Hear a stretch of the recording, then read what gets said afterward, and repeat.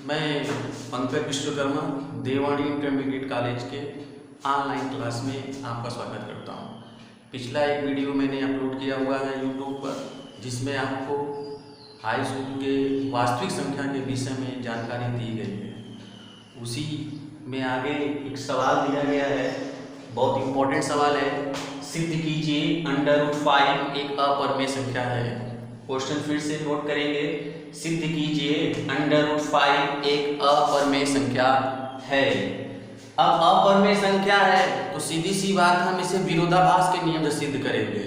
अगर अपरिमेय है तो इससे पहले परिमेय मान करके हम सिद्ध करेंगे कि परिमेय है कि नहीं है। यदि परिमेय वाले कंडीशन इसमें लागू नहीं होंगे तो यह अपने आप अपरिमेय संख्या हो जाएगी। तो चलते हैं, देखते हैं कैसे सिद्ध होगा ये।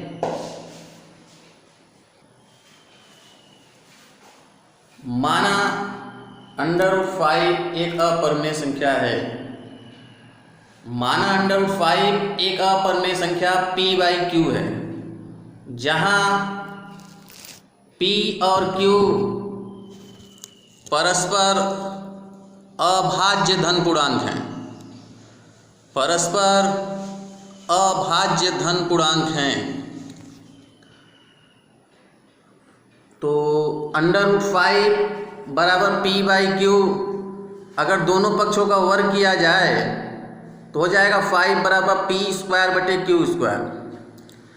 क्रॉस मल्टीप्लिकेशन ये तिर्यक गुणा कर दिया जाए तो हो जाएगा p² बराबर 5q²।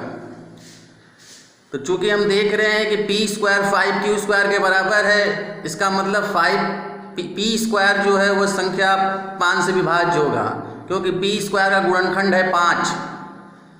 इसका मतलब साफ हो गया कि p भी संख्या 5 से विभाज्य हो जाएगा। जब उसका वर्ग 5 से विभाज्य है तो स्वयं p भी 5 से विभाज्य होगा। चूंकि 5 p को काट दे रहा है, इसलिए हम मान सकते हैं, माना p बराबर 5r या 5x, कुछ भी मान सकते हैं। फिर दोनों पक्षों का स्क्वायर करेंगे तो हो जाएगा p² बराबर 25r²। आपको मालूम हो गया कि p² बराबर 25r², तो हम ऊपर p² की जगह पर 25r² बराबर 5q² लिख देंगे। जब दोनों पक्षों में 5 से भाग करेंगे तो q² बराबर हो जाएगा 5r²। तो हम देख रहे हैं कि q² भी 5 से विभाज्य है, क्योंकि 5 गुणनखंड के रूप में आया हुआ है।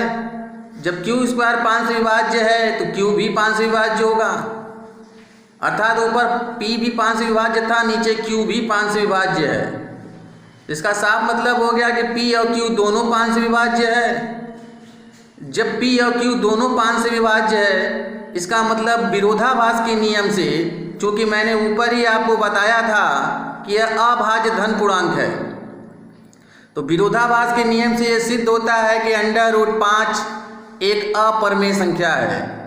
इसी प्रकार से √3 हो, √2 हो, √5 हो, इस तरह की सवालों को हम इसी तरह से सिद्ध करेंगे। इस तरह का कोई भी सवाल आएगा तो हम उसको ऐसे ही सिद्ध करेंगे, दूसरा कोई नियम नहीं लगाएंगे। चूँकि यह बहुत इंपॉर्टेंट सवाल है, इसे आप नोट कर लें।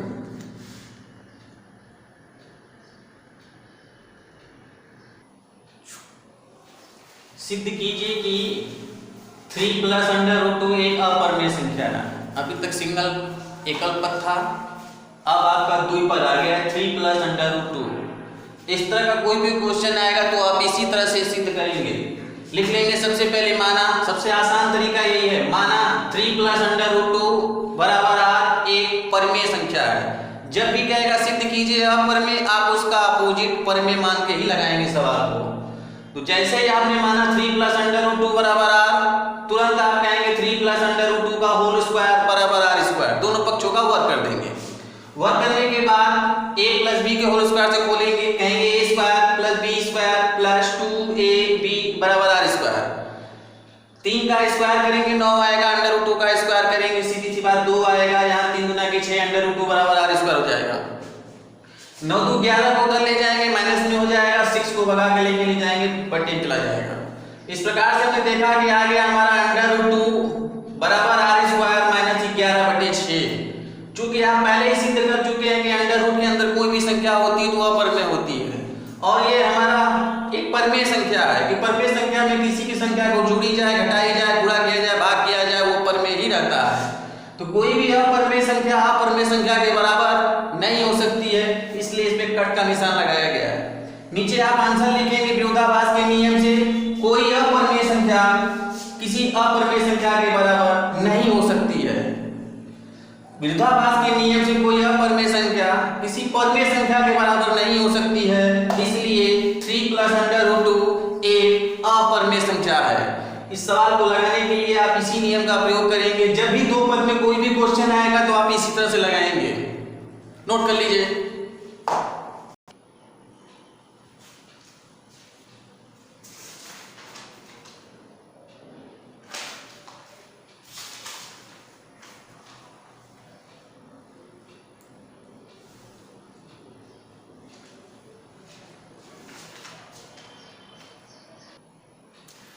जैसे उसी कड़ी में आगे है शांत दशमलव निरूपण और अशांत दशमलव निरूपण।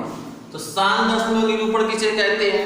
p/q एक परमेय संख्या है यदि q जो है वो 2/m 5/n के रूप का है तो m और n अगर ऋणात्मक गुणांक हो, ऋणात्मक मतलब धनात्मक हो, ऋण में ना हो, प्लस में पावर होना चाहिए, भिन्न में ना हो, माइनस में ना हो, तब p/q का दशमलव प्रसार शांत होता है। शांत का मतलब होता है उसका पूरा पूरा भाग कट जाए। कैसे?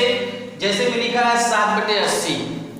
हम अपने इसी परिभाषा के अनुसार इसको ढालने का कोशिश करेंगे। 7/80 लिखा हुआ है तो हम 80 का अगर खंड करेंगे तो हमें मालूम है अगर इसको काट दिया जाए तो यह इस तरह से कट जाएगा। 2 × 4 × 8 × 16 बचे। हम इसे लिख सकते हैं 2 के पावर 4 × 5 लिख सकते हैं। आगे हम करते क्या है कि इसमें ऊपर नीचे 5 के पावर 3 से ऊपर नीचे मल्टीप्लाई कर देते हैं।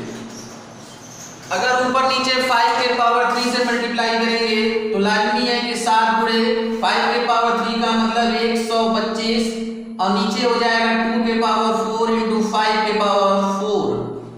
हम 7 से मल्टीप्लाई करेंगे, 7 × 35, 7 × 14 और 3 17, 7 एकम 7 और 1 8, नीचे हो जाएगा 10 के पावर 4 क्योंकि 5 × 10। जब पावर समान होता है तो आधार का आपस में गुणा हो जाता है। 10⁻4 का मतलब साफ होता है 875 अपान 1 के आगे 4 जीरो। अगर 4 जीरो से इसमें भाग दे दिया जाए तो जाएगा 0.0875। देखिए इसका भाग पूरा पूरा चल गया, यानी इसका जो q था नीचे वाला जो था वह 2 के पावर m और 5 के पावर n के रूप का था, इसलिए इसका जो दशमलव प्रसार था वो शांत था। आइए इसी में एक एग्जांपल और देखते हैं। 3/8 लिखा हुआ है, इसे हम लिख सकते हैं 2 के पावर 3।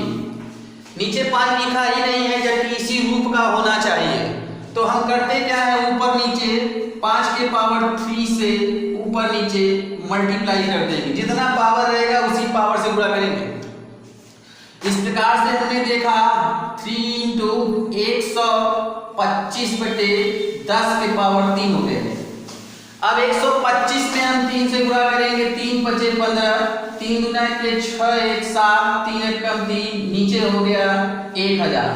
अगर 1000 से डिवाइड किया जाए तो लाजमी है 0.375 हो जाएगा। इस प्रकार से देखिए 1000 से पूरा पूरा भाग कट गया। तो ऐसी संख्या जिसमें पूरा पूरा भाग चला जाए उसे हम शांत दशमलव कहते हैं।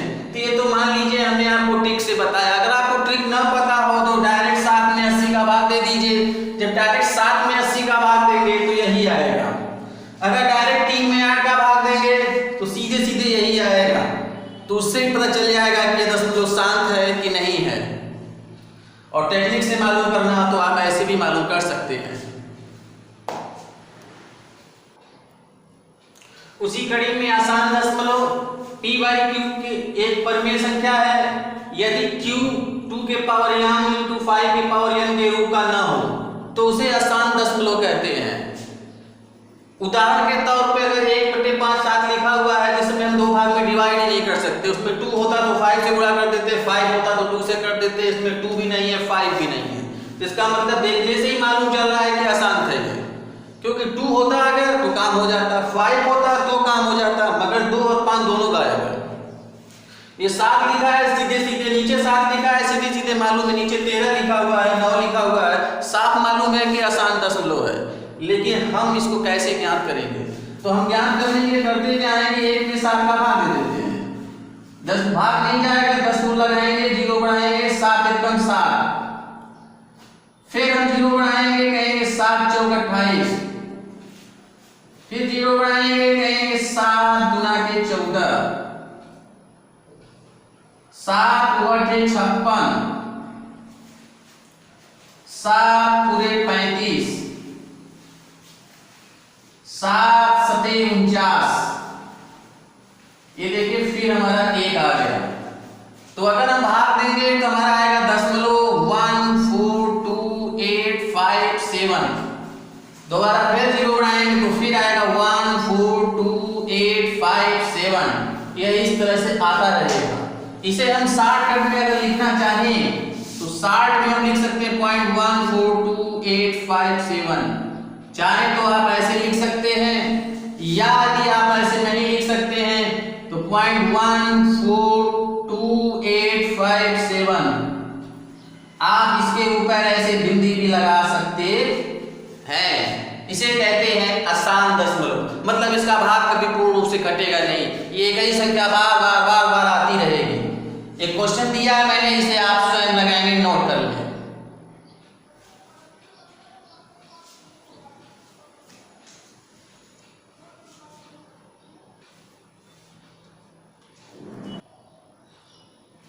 उसी कड़ी में मान लीजिए भिन्नात्मक संख्याओं का एलसीएम निकालना हो, या भिन्नात्मक संख्याओं का हमें महत्तम समापवर्तक ज्ञात करना हो, या एलसीएम निकालना, लघुत्तम समापवर्तक निकालना हो। तो निकालने का फार्मूला हमारा ये है कि हम अंश का, जैसे एलसीएम पूछेगा तो अंश का एलसीएम और हर का एचसीएफ निकालेंगे, और यदि एचसीएफ पूछ लेता है तो अंश का एचसीएफ और हर का एलसीएम निकालते हैं। यानी जो पूछेगा उसमें ऊपर वही निकालेंगे और नीचे एचसीएफ निकालेंगे। यदि एचसीएफ पूछ रहा है तो ऊपर एचसीएफ निकालेंगे, नीचे एलसीएम निकालेंगे। एलसीएम पूछ रहा है तो ऊपर एलसीएम निकालेंगे, नीचे एचसीएफ निकालेंगे। अगर एचसीएफ पूछ रहा है तो ऊपर एचसीएफ निकालेंगे, नीचे एलसीएम निकालेंगे। एचसीएफ का मतलब होता है हाईएस्ट कॉमन फैक्टर, और एलसीएम का मतलब होता है लोएस्ट कॉमन मल्टीपल। आइए एग्जाम्पल के माध्यम से समझने का प्रयास करते हैं। ये कंपटीशन में अक्सर पूछे जाते हैं। जैसे आपको पूछ दिया जाए कि 3 और 4, 3/4 और 5/6 का एलसीएम निकालिए, तो आप एलसीएम कैसे निकालेंगे? साफ साफ लिखा हुआ है कि अंश का एलसीएम निकालना है। 3 और 5 का एलसीएम साफ साफ मालूम है, 3 और 5 का एलसीएम, 3 और 5 का हमें एलसीएम निकालना है, और 4 और 6 का एचसीएफ निकालना है। 4 और 6 का एचसीएफ निकालना है। तो हमें मालूम है कि 3 और 5 का एलसीएम 15 होगा, और 4 और 6 का एचसीएफ वह संख्या जो इन दोनों संख्याओं को पूर्ण रूप से काट दे उसे हम एचसीएफ कहते हैं, महत्तम समापवर्तक कहते हैं। तो 4 और 6 का जो एचसीएफ होगा वो 2 होगा। तो इस प्रकार से आपको मालूम हो गया 3/4 और 5/6 का एलसीएम 15/2 होगा। आइए उसी कड़ी में इस सवाल को देखा जाए। अगर 3/4 और 5/6 का आपको एचसीएफ पूछ दिया गया, अगर महत्तम समापवर्तक पूछ दिया गया तो आप क्या करेंगे? लिखेंगे 3 और 5 का हमें एचसीएफ निकालना होगा, और नीचे आप हर में 4 और 6 का एचसीएफ निकालेंगे। साथ में 3 और 5 का एचसीएफ जो होगा वो 1 होगा। वह संख्या जो इन दो संख्याओं को पूर्ण रूप से काट दे उसे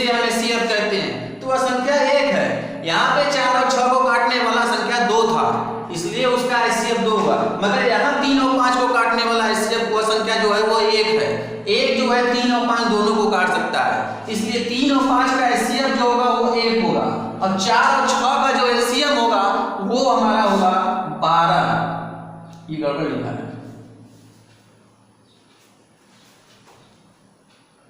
हमें 4 और 6 का LCM निकालना है और 4 और 6 का LCM जो होगा वो 12 होगा। यानी वह छोटी से छोटी संख्या जो इन दो संख्याओं से पूर्ण से विभाजित हो जाए उसे LCM कहते हैं। ये 4 से भी कट जाएगा और 6 से भी कट जाएगा। इस प्रकार से हमको मालूम हो गया 3/4 और 5/6 का जो HCF होगा वो क्या होगा 1/5